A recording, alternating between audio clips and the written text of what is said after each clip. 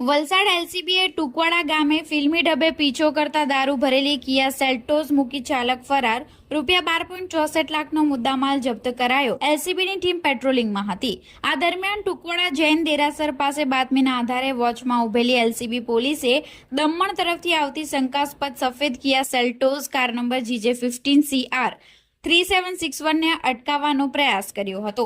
જોકે પોલીસની આડાશ જોઈ બુટલેગર પોતાની લક્ઝરી કાર રસ્તા પર જ મૂકી નજીકની ઝાડીઓ અને ઘરોની ઓથમાં ભાગી છૂટ્યો હતો। પોલીસે કારની તલાશી લેતા તેમાંથી કાળા કલરની કોથળીઓમાં છુપાવેલ વિદેશી દારૂની વિસ્કી, વોડકા અને બિયરની કુલ 1128 બોટલ, જેની કિંમત 2,64,048 મળી આવ્યો હતો। આથી કિયા સેલ્ટોસ કારની કિંમત 10 લાખ મળી કુલ ₹12,64,048નો મુદ્દામાલ જપ્ત કર્યો છે। એલસીબીના પોલીસ કોન્સ્ટેબલ તેજપાલસિંહ સિસોદિયાએ આ અંગે પારડી પોલીસ મથકે ફરિયાદ નોંધાવી છે। પોલીસે કાર નંબર અને ચેસિસ નંબરના આધારે ફરાર ચાલકની શોધખોળ હાથ ધરી છે અને પ્રોહિબિશન એક્ટ હેઠળ ગુનો નોંધી આગળની તપાસ તેજ કરી છે।